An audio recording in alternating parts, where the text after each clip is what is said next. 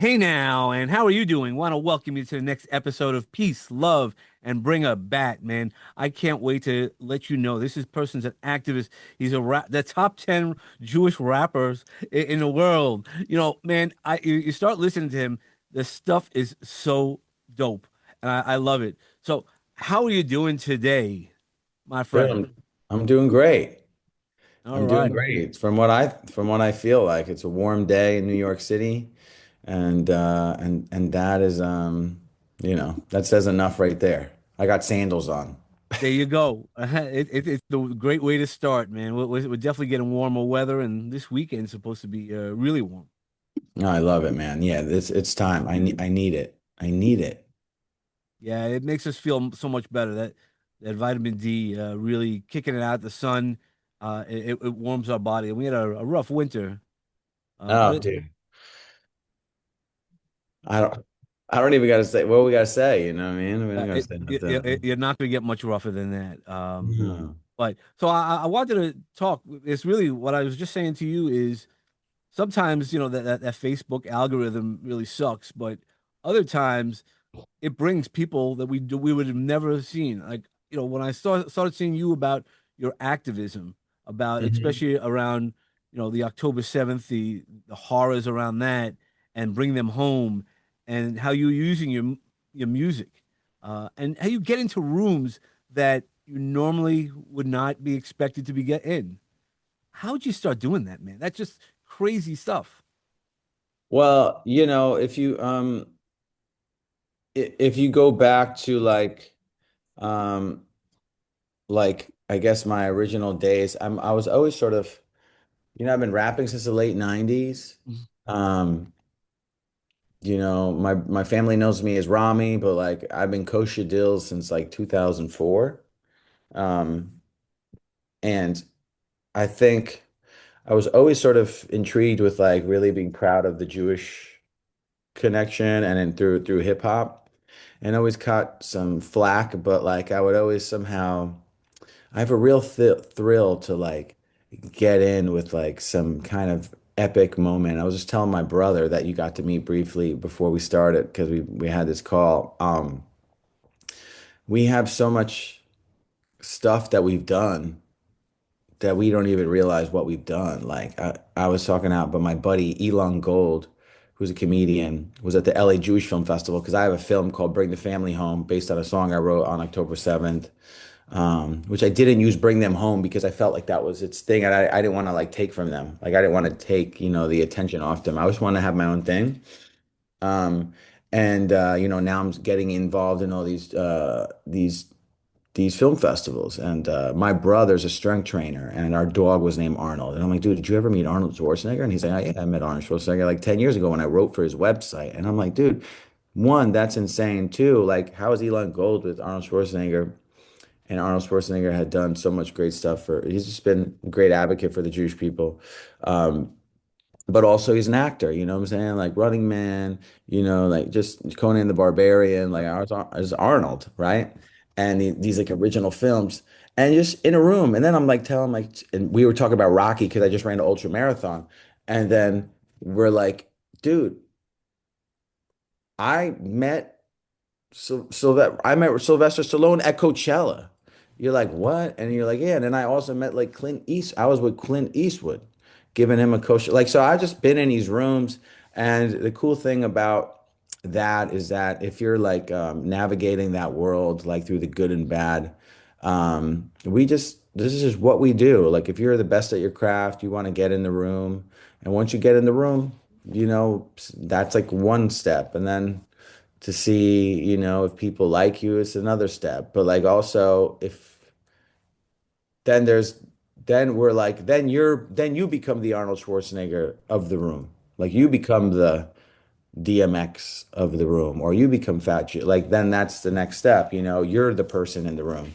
And there's times when I'm in the room and I'm that person, like whatever, Yeah, the yeah, right. You shouldn't after be. years. Yeah, there's a fine balance of earning those rooms, getting into that, and doing the dirty work to get that done, and then Hmm. also to then when you're there, you have a responsibility to then kind of lead that room or be one of the leaders. It's always never great to be the smartest person in any room because you want to learn something from everybody who's in any room that you go to. Hmm. Yeah. And like we're all sort of, I was just, my brothers, like we're all eventually getting into those rooms. And like same thing as probably podcasting and stuff too. It's like there's certain people that are like the godfathers of podcasting. I was just seeing Yeah. Mark Maron stopped his podcast, but Mark Maron's done 1,700 podcasts, and he's like, go listen to an episode or seven, Yep. and then you still have Yeah. 1,693 podcasts left to listen to if you like them. And like I did 11 podcasts. I'm like, I need to lay down. I had something called Hustle Beach. It was like Muscle Beach with Hustle.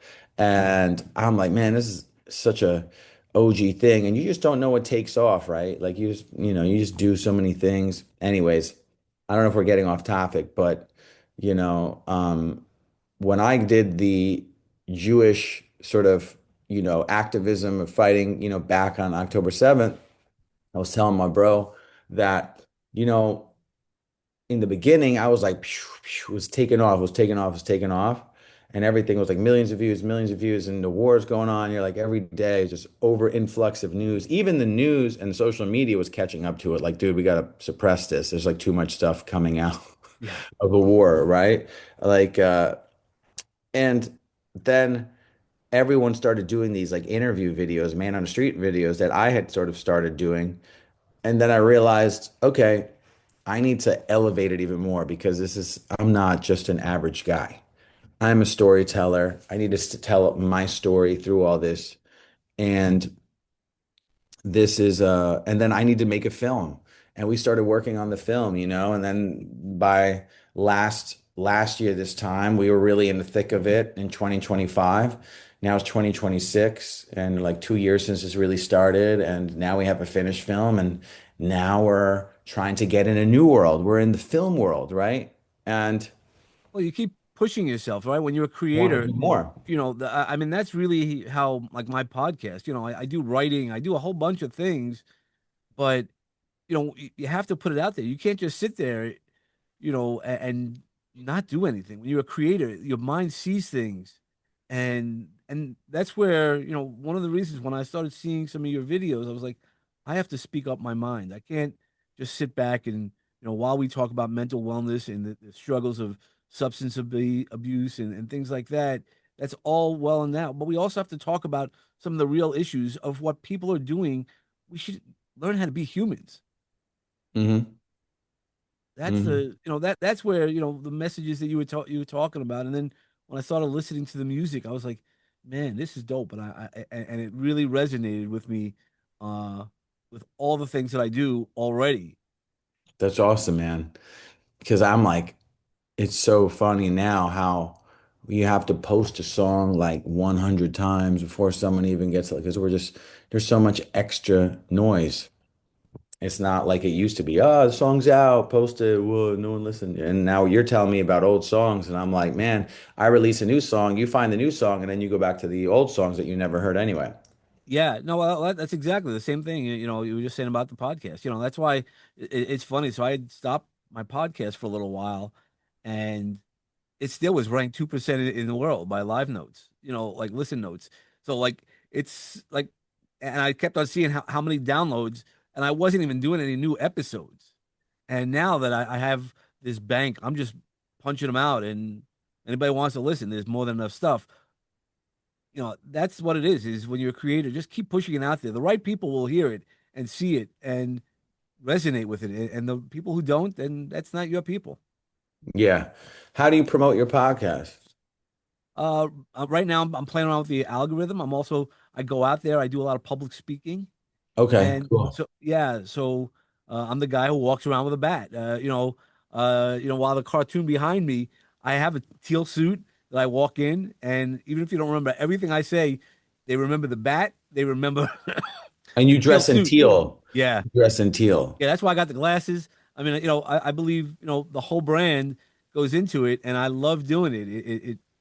And even when I walk around and I do some ghostwriting and things like that, that I then teach people how to be their most authentic self. And that was one of those things that I loved when all the videos that I've seen you do is, you're you. You just you go out there, right? So it's Kosha Dillz, but Rami is also the same person. You're the same person off.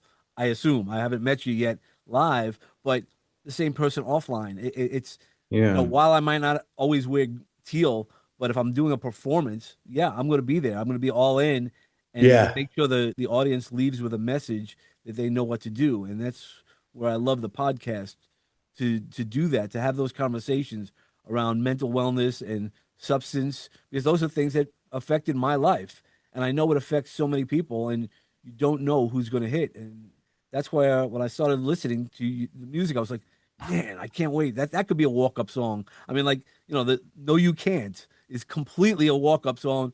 It's aligned with my Bring the Bat. You know how to hit your sweet spot.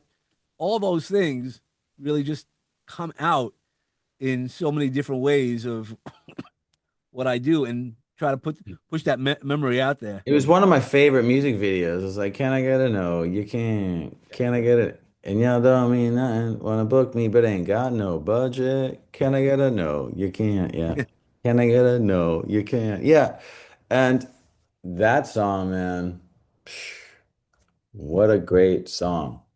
And that's like, dude, let's post that video. I'm like, I gotta hit up my boy Andy. Like I got a guy named I mean, dude is a genius. Shout out to Andy. He like does a lot of my quirky creative designs. We've worked with him now about 9 years. Can Wow. he work? He edited No You Can't.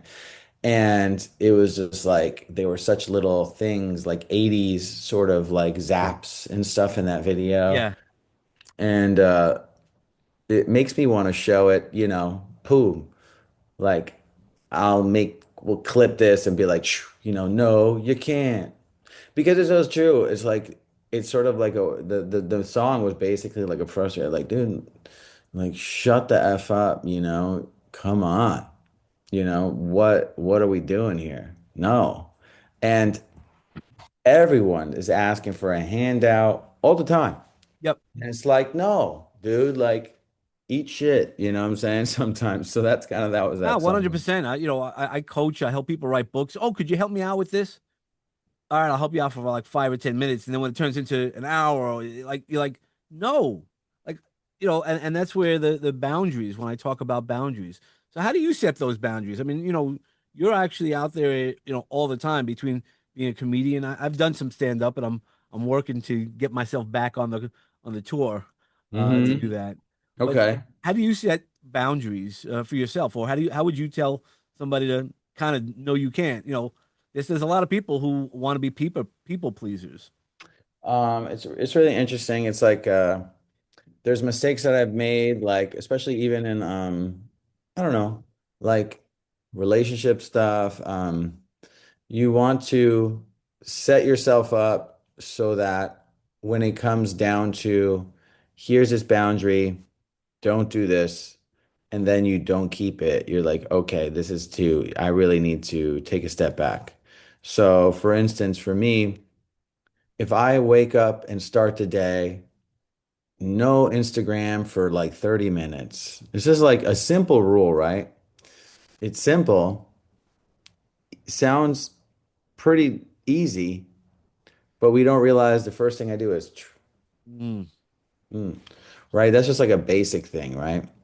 And I have a rule, if I feel like it's going no good, delete Instagram from your phone for like a couple, like, I yeah, can't take do a it. break. So I need to, because I'm going to go to it. And then, of course, the next thing is, but I don't scroll on Insta, like the way it's formatted. It's like I could post on Facebook. I could do, but it's like a pop-up blocker.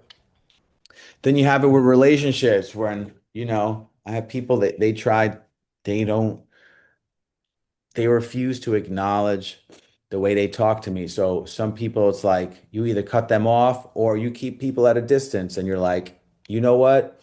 I don't want to do away with you, but I can't have you in this vicinity. So you stay over there.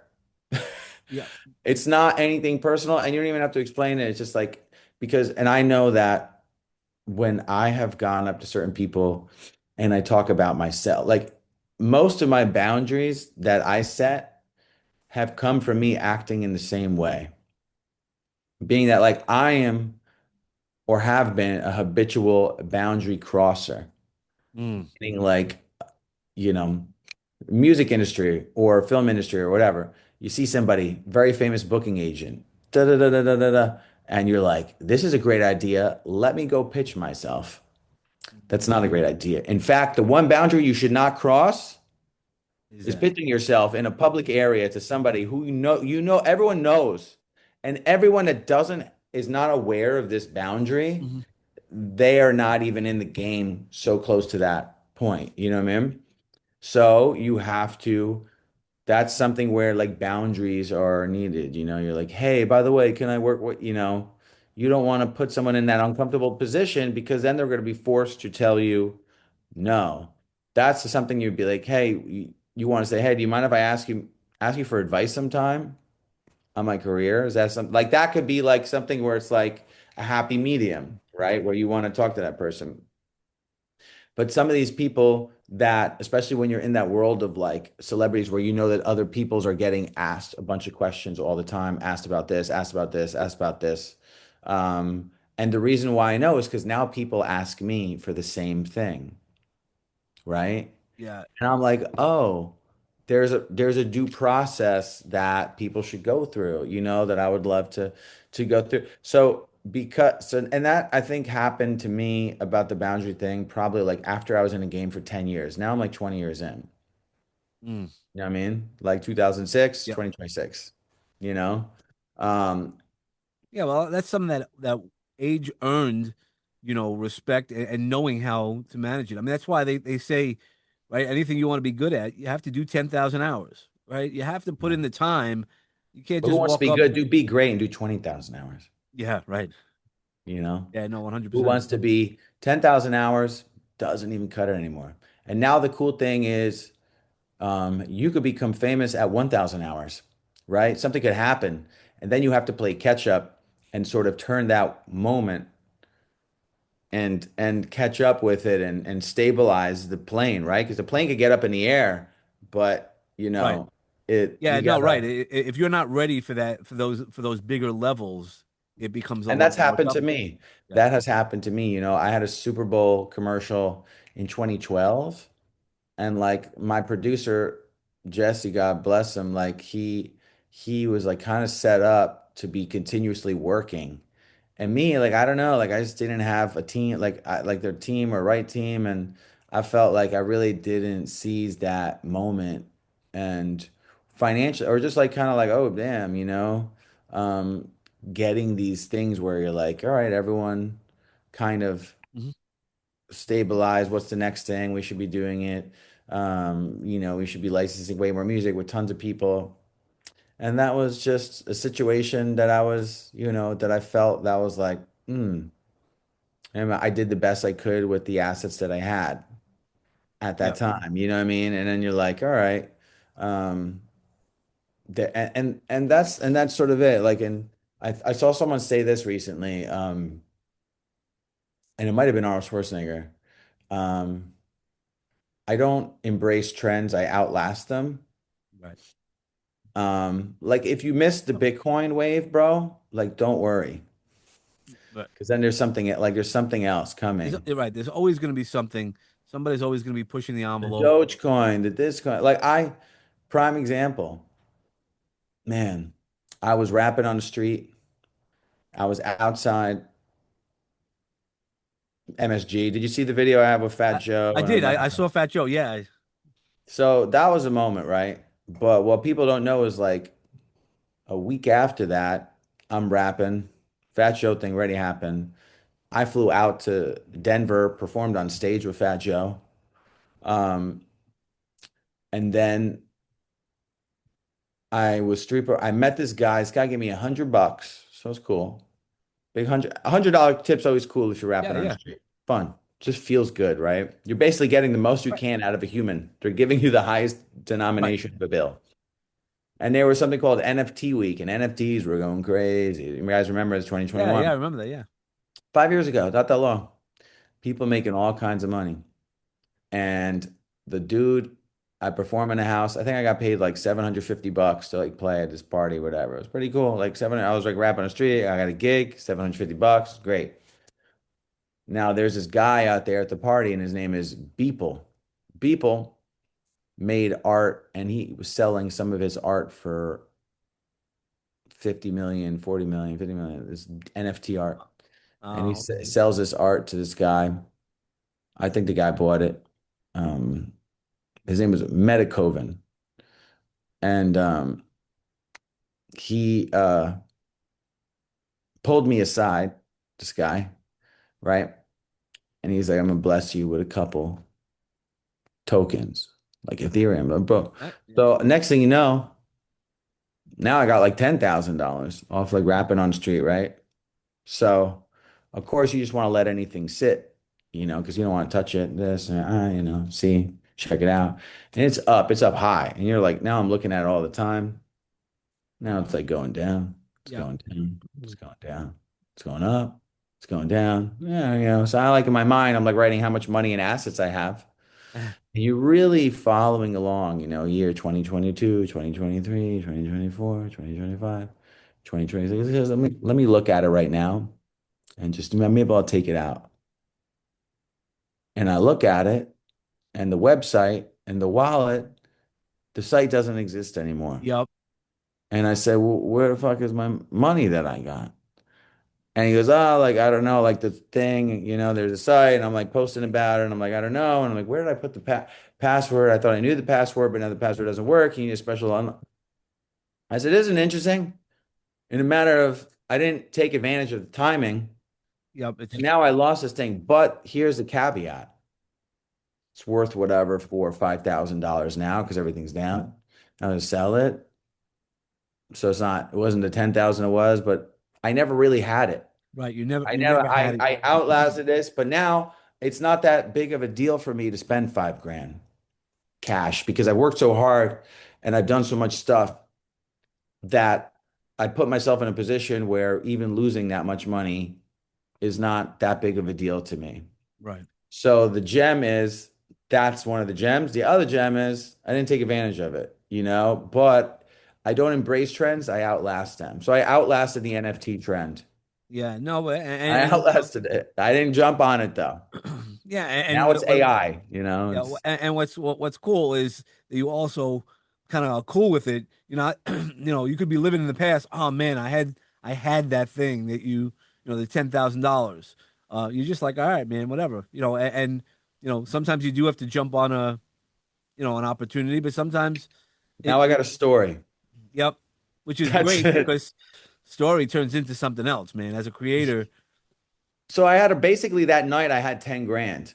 I had 750 bucks, and then I think altogether that coin was worth 9,250 bucks at that moment when that guy gave it to me. Now that wasn't shit for that guy because he probably got him for like pennies, and then that would do his worth. So he's trading Ethereum and Bitcoin, and these guys have tons of cash.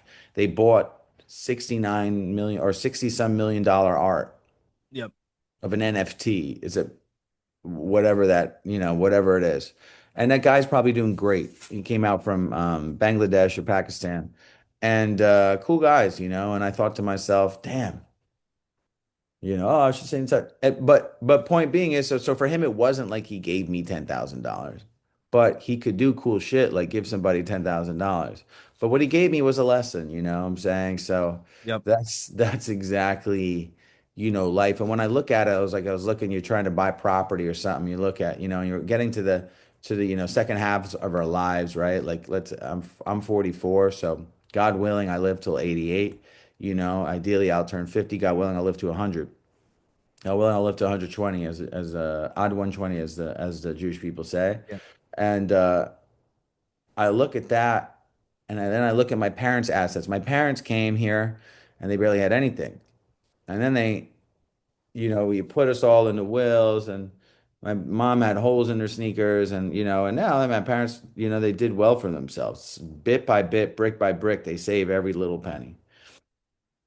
So it's like, dude, if I lose 10, like I'm set up. structurally wise, like I don't need to lose my mind over $4,000.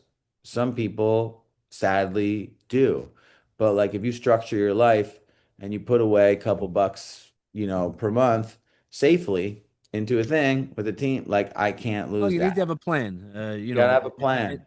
and be okay with when the plan doesn't work, and also to adjust accordingly, at times. So I was just like, hey man, you gotta be okay with it. Last night I lost these headphones and then and then I was like, found out, I found I'm projecting, everyone's taking it, and my mindset was like, dude, I can't, I lost my mind. I lost my mind over headphones. Mind you, the day before I just ran an ultra marathon Right. with the headphones. And they basically helped me run the ultra marathon. So I should be, even if I lose it, I have to be okay with it. I just got to get a new pair of headphones. Like I'm not going to not have headphones, just and and and, and punish and they got myself. they got you where you're supposed to go, right? So at the That's minimum, it. you got a memory of it, and again, another story. They got me through the ultra marathon. What made you decide to do the ultra marathon? Um, this girl that I is in my running group, she's like doing a ultra like 100 miler, and I'm just like, everyone's doing a 50K, and I'm like, they gotta do that, so they prep for their Yeah, hundreds. They're doing 30s, and it's that 40s. progression, right? You got to get through the 30s to get to the 50s, and 50s Right. to the hundreds. Yep. So I did two 15s, and I'm like, okay, I could do 30s. I could do this 31-mile race. I got the 31-mile race, and I'm like, I could do a 50 miler. And I don't know, dude. There's something like when you're running and you're listening to some Rocky, my brother, we were just talking about Rocky and like how that music from Rocky 3 has just lasted generations. And it just makes you want to push yourself to keep going. And the human body is so amazing. It could just do things that you don't really think it could do.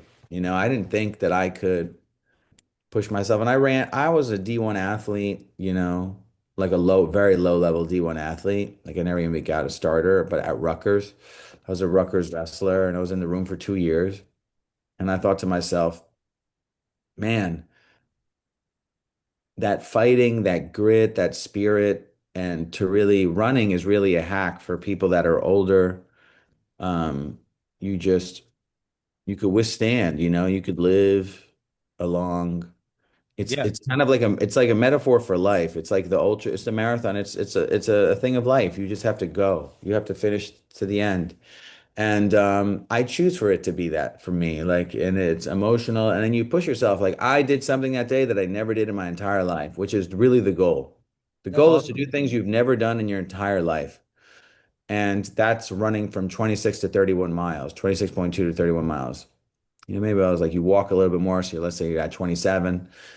But at 29, at 30, my human body has never done that. And now that human body wants more. Well, you start pushing. Once you start pushing yourself, uh, that's where we start growing. It's not just doing what everybody else is doing. It's doing the things that people don't do, or it gets into our head.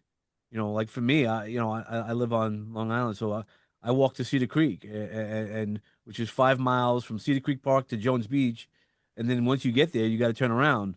But then you could also run around Jones Beach another bunch of miles. That's my goal for this by the end of the summer to start doing that again. Hmm. You have to put goals out there for yourself and reach a little further every time. Mm, yeah. It just made me think about asking what are my goals of my parents? Like my parents, I still have them, thank God. And and talk about stuff like that. But it's like it's cool to kind of share that, like, with my brothers. Um, and I see people, like the sport, certain things, they kind of like moments in time. And that's why I talk about the Arnold Schwarzenegger quote, I don't embrace trends, I outlast them. So it's like when you outlast a trend and your goal is ultimately to just get better, Yep. for me, running is an easy pathway into that. I don't really need to do much, but running encourages me to just do new things. And I've been like kind of, I don't know, I follow this dude, Jesse Itzler, and he's talking about doing new things per month. And ultra is like its own different community. And people that run ultras, like within the next day I finished it. And like somebody followed me on Instagram, and this woman is like prepping to do like a 250-mile race. And I'm thinking, wow, how cool would it be to just talk to somebody who's prepping to walk an amount that most people cannot drive or run. You know, you got to Yeah, run yeah. 250. 200. Wow. That's that's crazy. Yeah, yeah, Yeah. something like it's like the bad, it's whatever the one that David Goggins did. Like I think she was doing that, and I just looked and I'm like, oh man. And there are people. We have a guy in this group.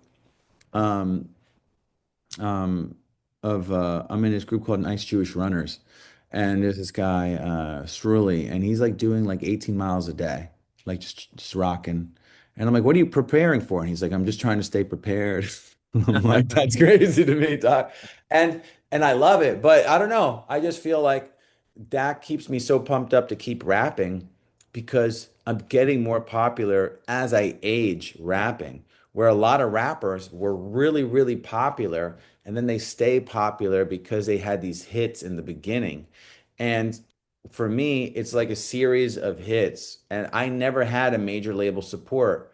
I never had this thing. And that's what me and my brother, we were talking about. Like, I never had no record deal. He never had no book. He has a bunch of books. He had no book deal, but you find your audience, you put something out, and then it gets to you. And bro, I'm blessed. Like, I make a living. The other day, I was like, oh man, I can't believe I'm getting paid thousands of dollars to do this show. And then I got offered a show the same day for more money than that show. And I'm like, now I have shows to pick from on a certain day in August where I'm making this many thousands or that many thousands. And either way, whichever one I pick to do, which most likely I would pick to do the one that's more money because it's a better show and everything. Either way, it's like these are problems of luxury, but I have my problems of luxury because I worked through all my problems in beginning. And in the problems in beginning, I would say a lot of that stuff was pushing, pushing, pushing to get into the room. And now we're like push, push, push. And now we have this thing called boundaries, which we learned of because we got into the room and then we messed up the room and we weren't invited back in the room. Mm. Ultra marathon is like, I don't know, running is the last frontier, by the way, where people cheer for you as an adult. There's no other place. There's no, there's not like old man basketball teams Yep. or tennis and shit, but I'm telling you, running, they'll be like, fucking go. The biggest person, your biggest enemy would be at the finish line cheering you on if you were running a 50-mile race. I tell you this much. They're like, let's go. Come on, you can do it. Well, it's a close knit. Because I had joined a running club years ago, and they're Mhm. really a close knit community, and that's part of the what we need. We need more close knit communities to support each other and to cheer us on. And how do you find besides running? How else do you find community or the people that you could trust to kind of root you on? And it doesn't have to be the big rooms and the big screaming, but we all need somebody to root us on. I would say it's a good question too. It's like, where do you get people to cheer you on? You know, in the Jewish community, at least, I mean, there's a lot of people that are like, hey, thank you so much. Someone the other day, they're like, let's take a picture. And I'm like, man, that's awesome. But there are a lot of people that like come up to me that know me from the work, like find you from the work I did online. But now I'm very much on the like, if I've known you for a long time, how do I make our relationship even better? Because my issue right now is like very long-term relationships, like, and I've known people in passing and stuff like that, but like relationships of long-term substance. And I think that's me being selfless and giving more, like without wanting anything in return. And so now I'm finding a lot of joy in just helping other people without having anything attached to it. We live in such a transactional society, Yep. and I'm like, for me, I receive, like, I believe in the art of receiving and like that no amount of views or followers will fill like the hole inside me. You know what I'm Right. saying? Yep. Like, like it's like I believe in, a higher power and God and I believe in like being of service. And being of service is in whatever way that kind of works. Like I'm also sober a long time, so that sort of mentality is shifted into my life of like, hey, how can I, give, and I don't have to document everything. I mean, my brother was talking about we don't have to document everything we do. I don't have to document every time I give charity to Right. somebody or this like that. I don't need to be like, I'm giving you $20. Hello, to like inspire. Just knowing that helps me walk into the room and you have faith in like back to the boundary thing. Like I'm not going to get anything out of being here and that's okay. Like I don't need to get anything. There's Sometimes a I'm just, comfort level, right? You get to that point, and that's where I've been. A lot of people see the charity work I do because I want to motivate people, but not everything I do is worthy for Facebook. It's stuff that I do for myself, you know, hmm that you know for yourself how it feels for you and how we improve ourselves. hmm yeah. Yeah. So that for me is like I said, and that's like just what I want to be more of, like service, because I'm single, I don't have a family of my own yet, so I just think in that mentality, being like I'm gonna attract uh Yep. my future partner by being somebody that's just a giver, Yep. and not a taker. And I definitely lived a life of like take, take, take, take, take, because that's always my mentality, when I was selling drugs or just living in my addiction. And then even I got sober, I was still like take, take, take, take, take. And how do I take this? And how do I get this? And survival, survival, survival. And the reality is, I didn't really need to live like that. I could have just got a normal, like I could have done steps to do that, but that's like living in fear. So you live a fear-based life.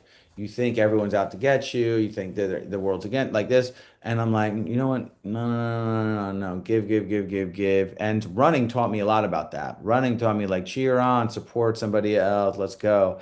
So and I'm telling you, for me, I'm like, man, game changer. And Nice. that's why it's important to get into something like if you were in sports, did you do sports when you were I younger? did. Yeah, yeah, I did. I'm telling you, even though you run like a 5K, it's such a crazy experience that people are like, let's go, people cheering other people on. And it doesn't exist. Like I don't think there's nothing else where, and to feel that from like a community of stuff, I'm huge on, supporting other people, congratulating other people, checking in on other people if they have something going on with their family or something. Like the other day, like that's really how I do it, that makes I me like check off a good box for the day. Yeah, well, I think that's sort of also, coming through substance disease and, again, really also that higher power, right? It's hmm that, that's why when I say, I'm more reformed Jew, but I'm like it's my relationship with God. I'm like, when I know I don't have to lie to anybody. I can lie to everybody, but I know my relationship. I used to joke around, and I know you had that. It's funny. I know you had the Seder on the subway, so next year Yeah. let's do that because I had a Seder online this year, and I was one of the only Jewish people online. I just had a bunch of friends. It was like our responsibility as Jews are to make sure that we tell the story. And I was by Mhm. myself. My girls were with their mom and all that stuff. I go, but I got to still tell the story. So I was like, hey, who wants to be on a Zoom call? And they're like, yeah. So I created like a Aguda, a Star Wars themed Aguda, and we told the story. We tied together about the freedoms and the rebellion and all that stuff, but we told the real story of that. And people were like, man, that was dope. That was great. And are you gonna do that again next year? And then I was like, how about I'll do one on Good Friday also? I go, that was Jesus was Jewish when he died. And they go, "What?" I go, "Yeah, if you think about it, and let's on Good Friday." So we had like a second time, and I'm gonna do it next year also. And I loved when I saw you did the Seder on the subway, man. That's classic, Mhm. But we have to show people who we are and educate them, because it's easy to say all the stereotypes, this and that, but when you show people who you are and what the real truths are, that's the real power. I like doing public Jewish stuff. I like get my rocks off doing it. I like doing a little crazy, quirky Jewish stuff. And and yeah, that's just been fun to me. I got my buddy Adam Swig from Value Culture. He's a charity, and he has something called Your Drink. It's like Yerba Mate. So he's this guy out in the Bay Area, and we're always like, we want to do Subway Seder, mozzarella, it's Oy vey and soul food, Solvay. Yeah. Black and Jewish collaborative. I do something, just I did a new song called Spill the Honey that I just released with my boy Flex and this woman, Sherry Raj. She's like all black. Like we always have these thematic things, and I love a good theme, man. So, you know, a good theme to me is especially if it's like a cool big Jewish thing. Like I'm like, oh, let's try it. Let's do. And there's certain holidays where everyone's like likes Jews more. A lot of anti-Semitism out there. But like Sure. Hanukkah and Passover, people are like, hey, happy, Hanukkah. Even if they're like the day before, they're like cursing out, what you know what I mean? Yeah. Like they could be like, death to Jews, happy Hanukkah though. It's so I'm like, all right, how do I make these things fun?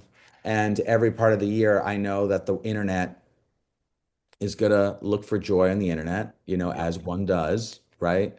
And we look for that. So this is a great opportunity for me to do something that's fun and giving and positive. And then, I have my other stuff that's just more serious, serious. But I guess Yeah. if I compare everything to the ultra marathon, you know, life has these ups and downs, and my job is to just be in the race and get to the end, but Mm. it's get it guaranteed to be up and down, and you have to kind of outlast the trends, and the theme of this pod. It's like outlasting, is up here, the NFTs, anti-Semitism, anti-Israel, the war, fucking, I don't know, World Cup, the Olympics. It's like, Well, it's looking for that long goal, right? It's not only the being present right now to enjoy the present, but also knowing that what that long-term vision is.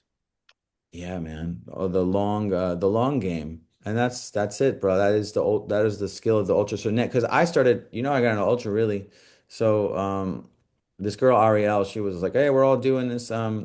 She's like the leader of this running group that I'm in, the Nice Jewish Runners, her and Ezra. And they're like, hey, I'm doing this run, everyone's doing it. And I'm looking, I'm like, oh man, I'm like, okay, everyone else is doing it. I'm like, am I a pussy? Like, you know what I mean? You know Yeah. what I mean? And I'm like, I am. And, and I'm like, I got to do it. And, I really trained and I want to be impressive. So I'm like, all right, I'm going to start training. And so I start doing the training runs. I did the two big training runs, which were a 15 miler and a 14 miler. And this is like 3.5 weeks ago. But I've done 8 marathons. I did one in November. So my body's not acclimated to it, but we're gonna get to it. But I started listening to ultra podcasts and the people that just do ultras in general. Mm. And everyone you meet that doing an ultra is a badass. Like there's no one out there that's like a schluff, Right. blah Yeah, blah yeah. blah. Yeah, You know, you're not doing the ultras and then just be like, yeah, I got nothing better to do. It's you got to be focused. You got to be completely people on are doing people are and doing a mindset that keeps you going for that long. It's not an hour running. It's a commitment to the time wise, the practice. The whole thing becomes a mindset. But you know what I broke it down to? I broke it down to I could be on Instagram literally for like 4 or 5 hours in a day, Mm. or I could run a marathon. Yeah. And it's like, what do you want to do? I want to run a marathon. Like I want to say I ran a marathon. I don't want to say I was on Instagram for 4 or 5 hours. Right. So it goes to show you like what do we need? Like what do we need in our lives, right?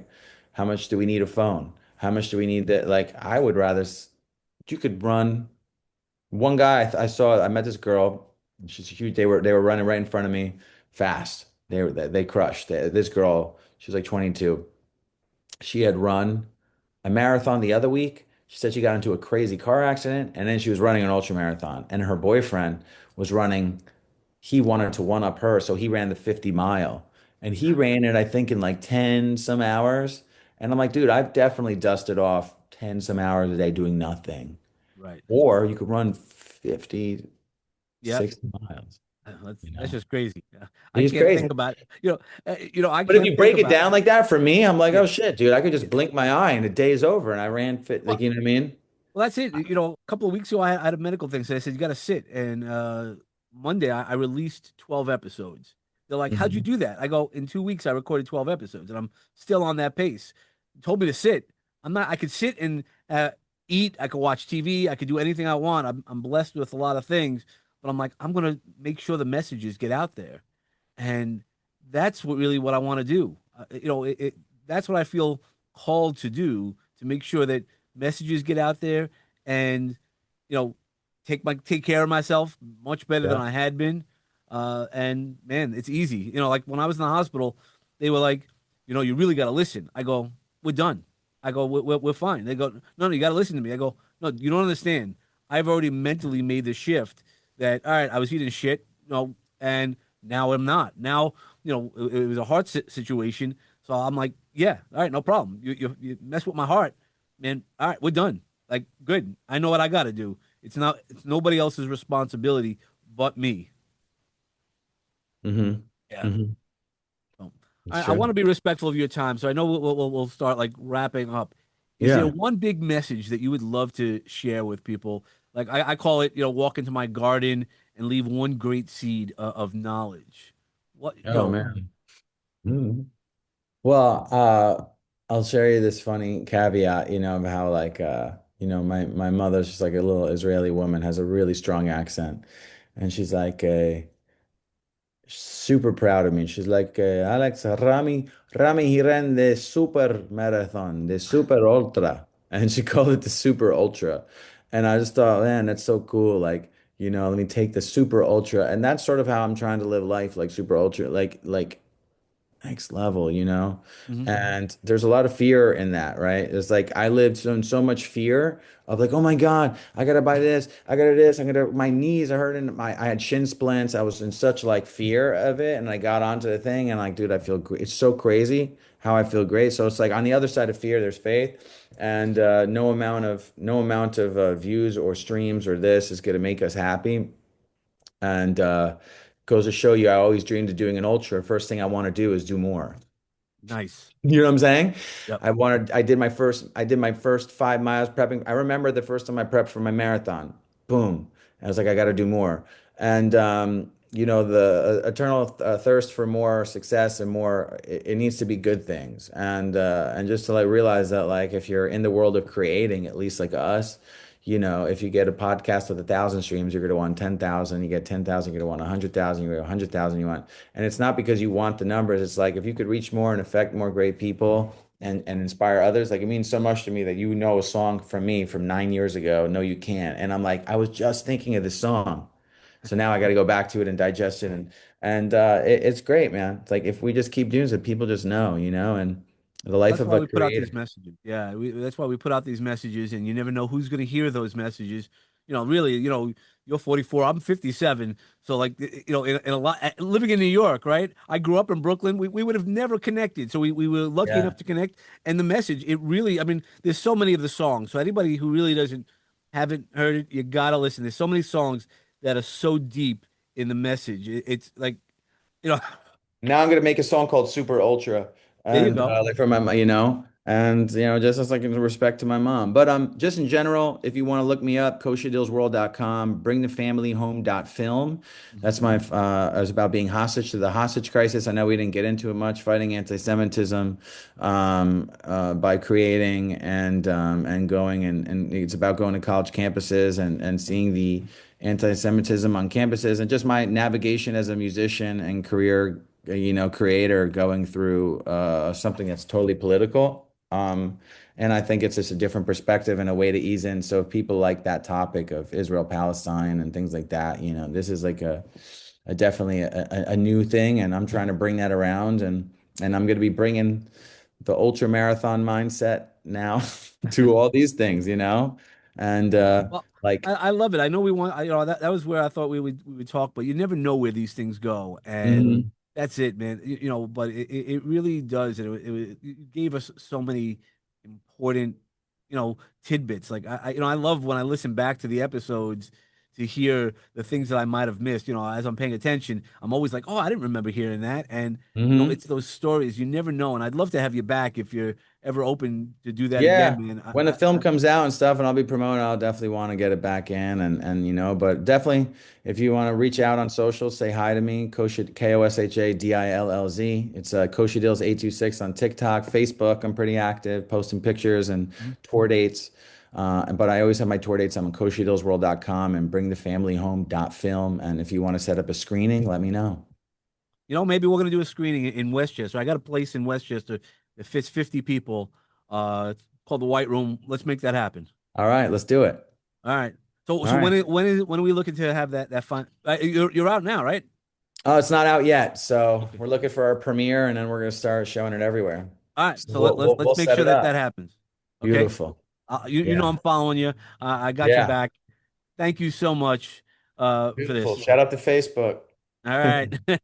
That sometimes the algorithm works well. Yeah, All right. dude. And All right. everybody, wish you peace and love because that's what we do and that's the foundation of life. But when you bring a bat, make sure you hit your sweet spot. And remember, it's bringing awesome thoughts, exactly like we heard today. Thank you Yeah. so much, and God bless. Beautiful.